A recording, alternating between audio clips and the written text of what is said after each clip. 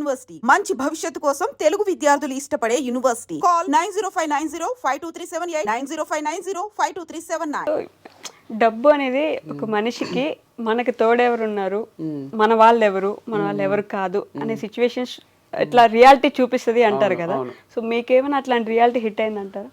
Yeah, చాలా చూపించింది. So డబ్బు అనేది ఉన్నప్పుడు లేనప్పుడు మన బిహేవియర్లో ఫస్ట్ చేంజెస్ వస్తాయి. దానివల్లనే సొసైటీ కానీ ఫ్యామిలీ కానీ ట్రీట్ చేసే విధానం మారిపోతుంది. వాళ్ళని ఎప్పటికీ తప్పు పట్టడానికే లేదు. సో చాలా తక్కువ మంది ఇప్పుడు అమ్మకు కొడుకు కాలు విరిగిపోతే ఎట్లా చూసుకుందో అంతకన్నా మంచిగా చూసుకుంటది, కానీ బయట వాళ్ళకు ఎందుకు వాళ్ళతో ట్రావెల్ చేయబుద్ధి అవుతుంది. సో మనకు చెయ్యో కాలో విరిగిపోయినట్టు మన దగ్గర డబ్బు లేకుంటే ఫ్యామిలీ మెంబర్స్ ఒక్కటే యాక్సెప్ట్ చేస్తారు కొంతవరకు. వాళ్ళకు కూడా బర్డనే, but still love blood relation ఉంటుంది కాబట్టి యాక్సెప్ట్ చేస్తారు. బయట వాళ్ళు ఎందుకు అంత గలీజ్గా చూస్తారు అంటే మనం ఆల్రెడీ లోలు ఉంటాం. మనం వాళ్ళతో మాట్లాడే పద్ధతి, దిగి నడిచే పద్ధతి దగ్గర నుంచి మనం తిరిగే కారు, మనం ఉంటున్న ఇల్లు, మనము వాళ్ళకి ఇచ్చే ప్రిఫరెన్స్, ఒక హోటల్కి పోతే ఖర్చు పెట్టే విధానం అన్ని అనలైజ్ చేసి ఓహో వంశీతో తిరిగితే నాకేం బెనిఫిట్ లేదు, వానికి ఉంది కానీ నాకు లేదు అనే దగ్గర డిఫరెన్సెస్ వస్తాయి, డిస్టర్బెన్సెస్ వస్తాయి, దూరం పెరిగిపోతుంది. లేదు అంటే కొంతమంది చైల్డ్హుడ్ ఫ్రెండ్స్ వాళ్ళు అంత అనలైజ్ చేయరు కదా, రామమ్మ నేనే పార్టీ ఇస్తా అని పిలిచేటోళ్ళు కూడా ఉంటారు, చాలా తక్కువ మంది ఉంటారు. కానీ అది బాధనే, మనకు ఆల్రెడీ లోపల ఇంటర్నల్ గా కాన్ఫిడెన్స్ డౌన్ అయ్యి బాధపడుతుంటాం. అరే నా లైఫ్ ఎందుకు ఇట్లా అయిపోయింది, నా దగ్గర డబ్బు లేదు కదా అని. పోయిన దగ్గర కూడా వాళ్ళు ప్రిఫరెన్స్ ఇవ్వకపోతే అది చాలా చాలా డిస్టర్బింగ్ ఉంటది. పృథ్వీ షా అని క్రికెటర్ ఉంటాడు, ఆయనకు మొన్న ఎయిర్పోర్ట్ లో ఒక పెద్ద ఆయన ఇట్లా పలకరిస్తుంటే ఆయన చూడకుండా వెళ్ళిపోతున్నాడు. అది ఎట్లుంటది అంటే ఆ ఫీలింగ్. పృథ్వీ షా అంటే ఫ్యూచర్ ఇండియన్ కెప్టెన్ అంటుండ్రి, పృథ్వీ షా అంటే ఇప్పుడు ప్లేస్ లేదు ఐపీఎల్ లో. సో అది ఆయన చేసుకున్న అలవాట్ల పొరపాట్ల లేదా నిజంగానే క్రికెట్ మిగిలి లేదా అన్ని మనం పక్కన పెడితే, సో అదైతే ఆయనకైతే బాధనే కదా, రిషబ్ పంత్ కి కూడా బాధనే కదా ఇప్పుడు పర్ఫామ్ చేయలేకపోవడము. అన్ని కోట్లు పెట్టి 27 కోట్లు ఏమో ఇచ్చిండ్రు వెంకటేష్ అయ్యారు. వాళ్ళ బాధ మన బాధలకు 100 times ఎక్కువ ఉంటది అనేది నా ఫీలింగ్. సో వాళ్ళు ఇంట్లో కూర్చొని ఏడ్చిన క్షణాలు ఎన్ని ఉంటాయో మనకు అనిపిస్తుంది బయట నుంచి సక్సెస్ అయిపోయినారు, కార్లు ఉన్నాయి, అన్ని ఉన్నాయి, గర్ల్ ఫ్రెండ్స్ ఉన్నారు అని. కానీ మనకు తెలియని విషయాలు ఏంది అంటే వాళ్ళు పర్ఫామ్ చేయనప్పుడు డిప్రెషన్లోకి వెళ్ళిపోయి రిటైర్మెంట్లో కూడా ఇచ్చిన ప్లేయర్స్ ఉన్నారు. మ్యాక్స్వెల్ రిటైర్ అయ్యి బయటకు వచ్చిండు, మళ్ళీ ఆడిండు. డివిలియర్స్ రిటైర్ అయ్యి మళ్ళీ ఆడిండు. బట్లర్ రిటైర్ అయ్యి మళ్ళీ ఆడిండు.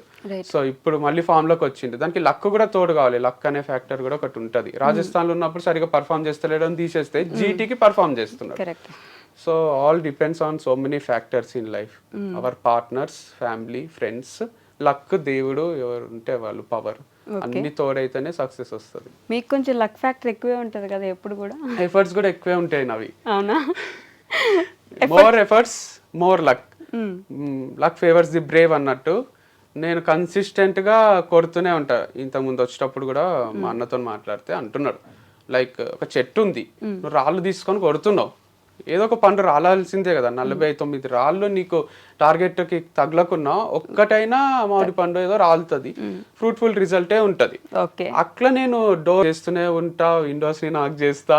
సో చేత కాకపోతే అంటే ఒక ఇంటికి తెరవకపోతే పక్కింటిది నాక్ చేసే టైప్, అంటే ఒక ఆఫీస్ డోర్ నాక్ చేస్తే తెరవకపోతే పక్కన ఆఫీస్ డోర్ నాక్ చేస్తాం కదా. అట్లా నేను ఎఫర్ట్స్ పెడుతూనే ఉంటా. ఒక అవకాశం మిస్ అయింది అని ఇంట్లో ఖాళీగా కూర్చోవడం కాదు, మళ్ళీ మళ్ళీ మళ్ళీ మళ్ళీ ట్రై చేస్తూనే ఉంటా. కాబట్టి వంశీకి మంచి భార్య దొరికిందనో, వంశీకి మంచి కంపెనీ దొరికిందనో, వంశీకి డబ్బులు వస్తున్నాయనో, వంశీ దగ్గర రేంజ్ రోవర్ ఉందనో అవన్నీ చూస్తారు తప్ప నేను నానోలో తిరిగినప్పుడు అయిన ఇన్సల్ట్లు చూడరు.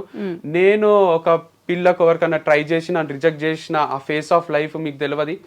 సో నేను ఒక ఫార్మ్స్ కి ముందు మస్తు లెర్నింగ్ యాప్ అని ఒకటి ఓపెన్ చేసిన, అది అట్టర్ ఫ్లాప్ అయిన విషయం మీకు తెలియదు. నేను కోఆర్డినేటర్ గా చేసిన 10,000 శాలరీకి నారాయణమ్మ కాలేజ్ లో, డిఫరెంట్ కాలేజెస్ లో ఉమెన్ ముందు నేను ఒక ఆఫీస్ బాయ్ లాగా తిరుగుతుంటి. అందరు కొంచెం చీప్ గానే చూస్తారు కదా, ఫ్యాకల్టీని వేరేగా చూస్తారు నన్ను. అయితే కూడా నేను మనసు పెట్టే చేస్తుంటే పని. ఇవన్నీ మీరు చూడకుండా లక్షలు వస్తున్నాయి, కోట్లు వస్తున్నాయి అంటే నా 10 ఏళ్ల స్ట్రగుల్ మీరు చూడలేదు, నా 1 year సక్సెస్ సక్సెస్ మీరు చూసిండ్రు అంతే, కానీ దాని వెనకాల 10 ఏళ్ళ స్ట్రగుల్ ఉంది. కాదు, ఇప్పుడు ఇందాక మాట్లాడుతూ రేంజ్ రోవర్ నానో కార్ అన్నారు కదా, ఇందాక ఫస్ట్ మాట్లాడుతూ ఇప్పుడు ప్రమోషన్స్ జరుగుతున్నాయి కాబట్టి నడుస్తుంది నాకు అన్నారు. మరి రేంజ్ రోవర్ ఉంది మీకు, ప్రమోషన్స్ మీద ఆధారపడి బ్రతకాల్సిన అవసరం ఏమొచ్చింది? రేంజ్ రోవర్ ఉన్న వాళ్ళు ప్రమోషన్స్ మీద బతుకుతున్నారంటే ఎవరో నమ్మరు. ఫస్ట్ రేంజ్ రోడ్ లో డీజిల్ పోయాలంటే పని చేయాలి కదా, చాలా ఖర్చు అవుతుంది. అది 7-8 కిలోమీటర్లే ఇస్తుంది మైలేజ్. రేంజ్ రోవర్ కొనుక్కున్నారు కదా ముందైతే. ఫ్యాక్ట్ మేము కొన్నది ఇద్దరం కలిసి లాంగ్ బ్యాక్ 6 years బ్యాక్ కొన్న, 5 years బ్యాక్ 2019 రేంజ్ రోవర్. అది దానికి ఈఎంఐలు కట్టి కట్టి కట్టి ఇప్పుడు మా సొంతమైంది తప్ప దానికి చాలానే కష్టమైంది. దాన్ని మెయింటైన్ చేయాలంటే సర్వీసింగ్ ఇస్తే తెలియని వాళ్ళు లేరు. 70,000 80,000 1 lakh కూడా అవుతుంది. మొన్న రిపేర్లు బెల్టులు అన్ని చేంజ్ చేసి 3 lakhs అయింది. 2 months నుంచి కడతలేడు మా అన్న. వాళ్ళకు సర్వీసింగ్ చేపించి తెచ్చిండు, ఉద్దర పెట్టిండు. సో ఇయ్యకపోతే ఇప్పుడు మళ్ళీ అన్ని జమ చేసి నాకు వచ్చిన డబ్బులు కొన్ని, మా అన్నకు వచ్చిన అన్ని ఆయనకి ఇచ్చినాం. సో ఇంత కష్టం ఉంది. అట్లని ఇప్పుడు రేంజ్ రోవర్ తీసేసి సైకిల్ కొనుక్కొని తిరగలేము కదా. సో ఎంత కష్టపడి ఇష్టంగా కొనుక్కున్న దాన్ని మెయింటైన్ చేయాలి కాబట్టి చేస్తున్నాం.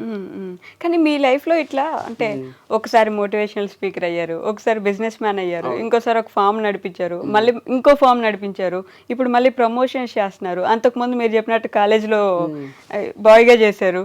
ఒక్కొక్కటి ఇట్లా మార్చుకుంటూ ఎందుకు వస్తున్నారు? ఒక్క దాని మీద ఎందుకు స్టిక్ అవ్వలేదు ఎప్పుడు కూడా? నేను స్టిక్ కావాలనుకున్న పరిస్థితులు స్టిక్ గా అనియలేదు చాలా సార్లు. ఇప్పుడు టీచింగ్ చేసిన తర్వాత నేను దీనికోసం పుట్టలేదు అనిపించింది. ఇష్టంగానే చెప్పిన సబ్జెక్ట్ కూడా నాకేమి అది బ్లడ్ లో అనువనువున లేకుండే. అంటారు కదా, నచ్చిన పని అన్నా చెయ్యాలి, వచ్చిన పని అన్నా నచ్చినట్టు చేయాలి. నేను వచ్చిన పని నచ్చినట్టు చేసిన. తర్వాత ఒక దగ్గర ఛాన్స్ దొరికినప్పుడు వదిలేసిన. ఎప్పుడు మూవీ ఇండస్ట్రీలో అవకాశం వచ్చింది దిల్ రాజు సార్ దగ్గర. ఇంత పెద్ద అవకాశం, డైరెక్టర్ అయిపోతాం మణిరత్నం లాగా వాళ్ళలాగా మనము అని కంటిన్యూ చేసిన. అమలాపురం పోయినప్పుడు షూటింగ్ లో దాంట్లో కొంచెం ఇన్సల్ట్లు అయితే సార్ కి, డైరెక్టర్ కి, అందరికి చెప్పిన. ఇన్సల్ట్ అయినాయి అంటానే నేను ఇంట్లో డాడీకి చెప్తానే అన్నని అక్కని తిడతారు కదా, అట్లా వాళ్ళందరినీ పిలిచి తిడతారు అనుకున్నా. వంశీని మంచిగా చూసుకోవాలి, కానీ ఫ్యామిలీ వేరు, ఆ ఫిలిం ఇండస్ట్రీలో ఆ ఫ్యామిలీ వేరు అని తర్వాత అంతే తిడతారు. ఏం తిట్టలే, నువ్వే అడ్జస్ట్ అయిపో, వాళ్ళకి చెప్పు నేను పని చేసుకోవడానికి వచ్చినా, మీరు నన్ను ఏమనకండి, నువ్వే గట్టిగా చెప్పు, ధైర్యంగా చెప్పు అని ధైర్యం ఇచ్చిండ్రు. నేనేం ఎక్స్పెక్ట్ చేసినా వాళ్ళే పిలిచి తిడతారు అని. అది జరగకపోయేసరికి నేను ఇక్కడ ఉండలేను, ర్యాగింగ్ అవుతుంది, నాకు నచ్చతలేదు అని వచ్చేసిన. సో లైఫ్ ఏం ఆగిపోదు కదరా వంశీ, నువ్వు ఏది కావాలంటే అది చేసుకో అని మా డాడీ చెప్పిండు. తర్వాత మళ్ళీ కొన్ని రోజులు టీచింగ్ చేసిన, స్ట్రగుల్ అవుతున్నా, నచ్చని పనులే చేస్తున్నా. సో మనసులో ఏదో ఉంది, చేసే పని వేరుంది. సో అట్లా చేస్తూ తర్వాత ఒక యాప్ ఓపెన్ చేసిన, అది ఫ్లాప్ అయింది. తర్వాత ఈ ఫార్మ్స్ డిస్కషన్లో దాంట్లో బతుకు తెరువు కోసము ఎడార్లు ఉన్న వాళ్ళకు తెలుస్తుంది నీళ్ళ వాల్యూ అన్నట్టు. ఆల్మోస్ట్ టఫ్ సిచ్యువేషన్స్ లో మాకు వాల్యూ తెలిసి మేము కష్టపడి గ్రో అయినాము. సో తర్వాత ఇదే కంటిన్యూ చేసిన. ప్రమోషన్స్ ఎందుకు చేస్తున్నా అంటే, ప్రమోషన్స్ కూడా ఏం ఫీల్డ్ చేంజ్ చేయలే నేను. అప్పుడు నా ప్రమోషన్స్, ఇప్పుడు అందరు ప్రమోషన్స్ చేస్తున్నా. I'm enjoying it. అండ్ మీరు అన్నట్టు ఎందుకు మారుస్తున్నారు అనడానికే కూడా తప్పేముంది. KFC పెట్టిన అతను 60 years కి పెట్టిండు. ఆయన అన్ని మార్చుకుంటూ వచ్చి ఫ్లాప్ అయ్యి స్టార్ట్ చేసిండు. బిల్ గేట్స్ వాళ్ళు కూడా చాలా లోస్ హైస్ చూసే సక్సెస్ అయిన వాళ్ళు ఉంటారు. ఈవెన్ రజనీకాంత్ కూడా కండక్టర్ గానే చేసిండు కదా. కండక్టర్ గానే ఉండాల్సిందే, ఒకటే ఫీల్డ్ లో నువ్వే బస్సులు కొనుక్కోవాల్సిందే, వేరే కండక్టర్లను తీసుకోవాల్సిందే అంటే సూపర్ స్టార్ కాదు కదా. సో అట్లా సద్గురు కూడా ఇప్పుడు పెద్ద స్పీకర్, ఆయన లెక్చరర్ గా చేసిండు, ఎంఏ లిటరేచర్ అవి చదువుకున్నాడు, ఏమేమో పనులు చేసి అన్ని ఫెయిల్ అయ్యి ఇప్పుడు ముసలాయన అయినాక సక్సెస్ అయ్యిండు. సో అట్లా పెద్ద సక్సెస్లు చూసిన వాళ్ళందరూ 100 పనులు ట్రై చేసిన వాళ్ళే ఉంటారు. అట్లా 100 పనులు ట్రై చేసి ఎక్కడో దగ్గర ఆగుదాం అనుకుంటున్నారు. అంటే అదే ఫార్ములా పాటిస్తేనే జరుగుతుంది అట్లా లైఫ్ లో. Maybe life is making me even more stronger. ప్రతి దానికి రెడీ చేస్తుంది అనుకుంటున్నాను.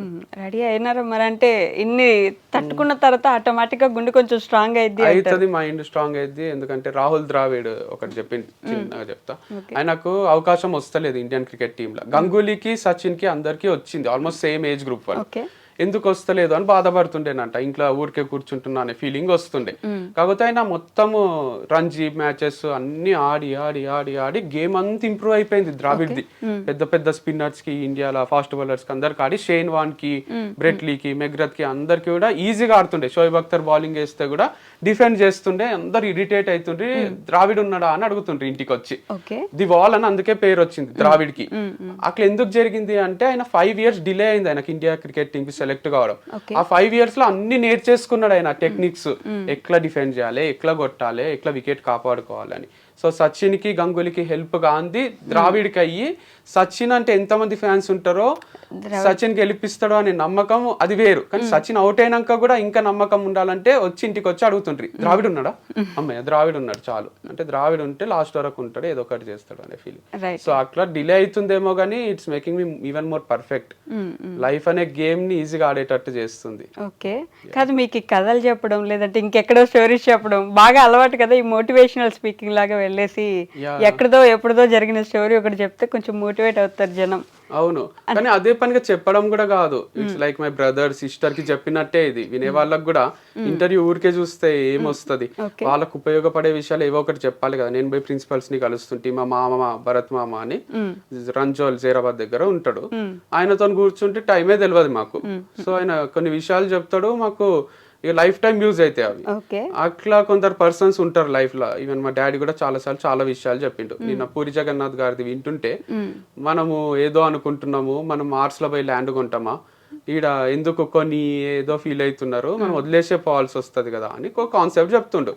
మా ఫాదర్ కూడా అట్లనే చెప్తారు, లైక్ రెంట్ కి వచ్చినాం, మనము రెంట్ కట్టేసి ఉంటున్నాము, మనం ఏదో ఒక రోజు చనిపోవాల్సిందే, భూమి మీద రెంట్ కడుతున్నాము, 1000 ఏళ్ళు బతకం, మనము 2000 ఏళ్ళు బతకము, సో ఈజీ తీసుకోండి, అందరు వెళ్ళిపోవాల్సిందే అన్నట్టు మాట్లాడుతుంటారు. నేను కూడా దిల్ రాజు సార్ దగ్గర ఆఫర్ వదిలేసినప్పుడు కొటేషన్ రాసింటి, ఆ మూమెంట్ కి బాధ కావద్దని. ఏమున్నోడు ఏం లేనోడు ఇద్దరు చచ్చిపోతారు. ఏమున్నోడు అంటే AIM ఇంగ్లీష్ లా, ఏమున్నోడు గోల్ ఉన్నోడు, ఏం లేనోడు అంటే తెలుగులో ఏం లేనోడు, ఏం లేనోడు అంటే ఒక గోల్, ఒక అంబిషన్ లేనోడు, ఉట్టిగా బతికేస్తున్నాడు, ఏదో సాధిద్దామని సాధించినోడు, అన్ని చేసేటోళ్ళు ఇద్దరు చచ్చిపోతారు. నీకెందుకు బాధ, లైట్ తీసుకో, లైఫ్ అనేది ఏం పర్మనెంట్ కాదు, ఇట్స్ టెంపరీ అని. బట్ ఇట్స్ లైక్ గోల్ ఉండడమే బెటర్. మెచ్యూరిటీతో పాటు అవి కూడా అర్థమవుతున్నాయి. సో గోల్ లేకుంటే ఎట్లా బతుకుతున్నాం, ఏం బతుకుతున్నామో అర్థం కాదు. రోజు ఫుల్ బాటిల్ తాగి పండుకోబుద్ది అవుతుంది, అది తప్పు కదా, లివర్ ఖరాబ్ అవుతుంది, మనకి ఎఫెక్ట్ మన ఫ్యామిలీ మెంబర్స్ కి.